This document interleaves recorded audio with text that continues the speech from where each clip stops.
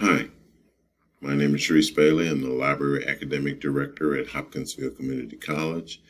And today we're going to examine some of the tools and resources that we have in the InfoBased Learning Database. We're going to be locating and extracting information on scholarly sources that will assist you in completing academic research assignments.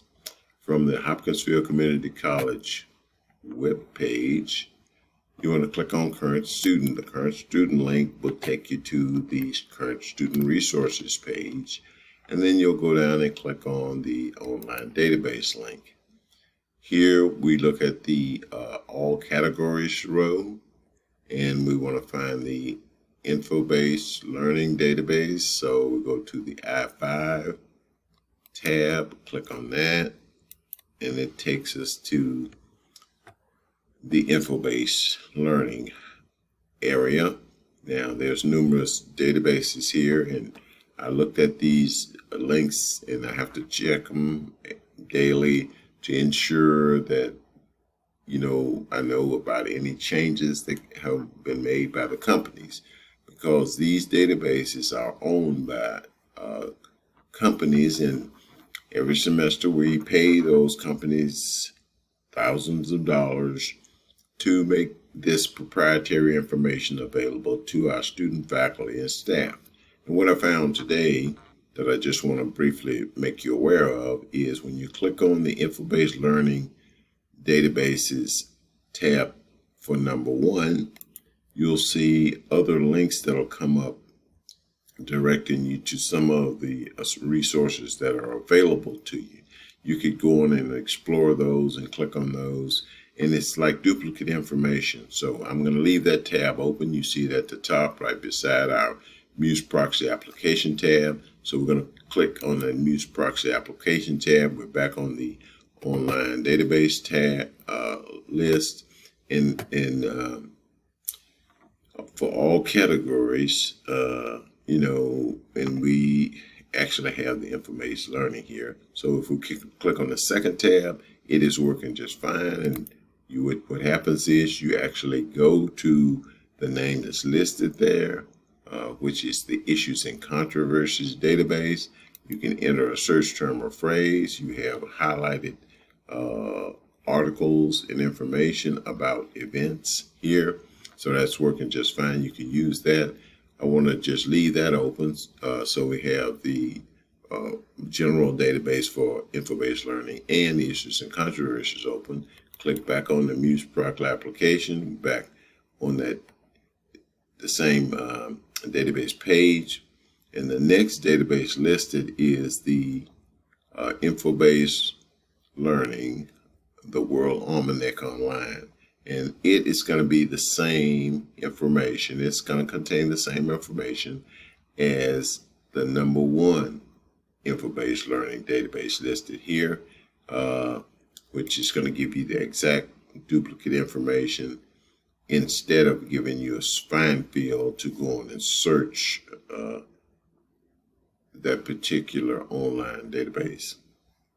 And that's okay. You just need to be aware of this. I just want you to be aware of this. So number 1 and number 3, it has links and you can go deeper into it, but this is generally not how these are set up. And we'll be talking to the company to make sure that this duplicate information is what they intended. I will also mention that when you're talking about allied health, the Films on Demand, allied health, and Films on Demand for a nursing collection, those links are at the very first page of the Proxy Muse application server. And when you get there, what you'll do is when you go to all categories, you go to Films on Demand, and it shows it as one link, and that's for our nursing and allied health people. And there's that link that we direct them to. And if you have a need to go there, you can go there. I just want to point that out. Go back to the InfoBased Learning and click on number 4. We have 3 tabs open up there. So the number 4 tab is Today's Science. Is working perfectly. So you'll get a find field. You put in your search term or phrase, and you can locate some great articles. There's your find field. You got an index that you can look for other resources that are available, some of the featured articles. And then I want to go back to the Muse Proxy application tab, click on it, and then we have the InfoBased Learning World News Digest. Click on that, and it is working perfectly fine. A search field, you can put in your search term, etc. So now you have all these tabs open, and you can kind of toggle through. We talked about number 1. I'm going to close that, and then I'm going to close number 3 because those just have links on them. And so we have 3 tabs that are open. And I want to go to Today's Science because one of the featured articles is COVID-19 vaccine process. And if you wanted or needed to know information, or if you're doing research on COVID-19, this is one of the things that you might want to use. You could do a search on COVID-19 and get many, many results. Yeah.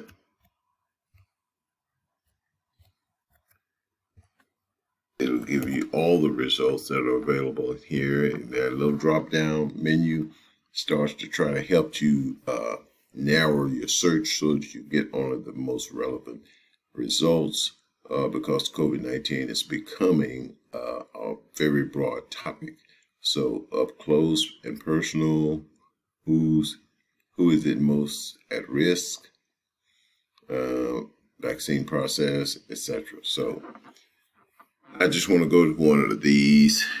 Let's go up close and personal, do the search so that we can get to the original source page. It talks about the biology of this and chemistry of this and science today. COVID-19 up personal and close. Going to click that link takes us to the original source page. And here we can see some of the extraction tools that are available. You can print this article. You can download the article. You can even share it. And that's a part of our contract with this database company. You can share it. I often share articles with elementary, middle, and high school teachers. I send out separate articles for each of their students, whatever their request is, just to help introduce students to scholarly academic research and how to use these databases in high school. That helps out a lot. And so one of the things you want to do is to try and get the citation for the article. If you think that article is something that's good, that you might want to use or want to add to your citation page. So I scroll down because at the bottom of these articles they usually have all the citation information. That's the bibliography page right there. So here's the citation information in any of these databases. They have a link at the top. If you can't find that pretty easily, just go all the way to the bottom and you'll see. We could get this citation in MLA, APA, or Chicago. We're going to go on with MLA. I'm going to copy that citation information. These are all elements of information you need to properly cite this source. I have a Word document at the bottom, open on the bottom toolbar on my screen.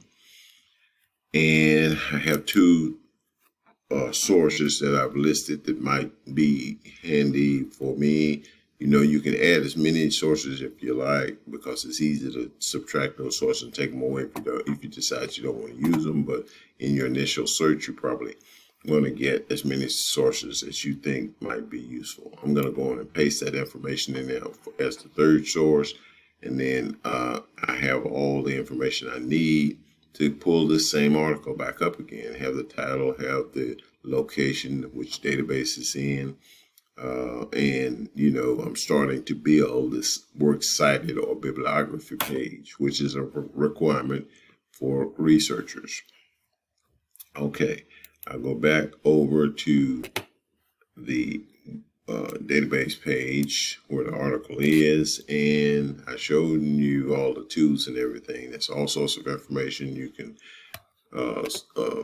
just kind of review this, make yourself aware of all the functions and all the tools and resources that are available to you for any topic.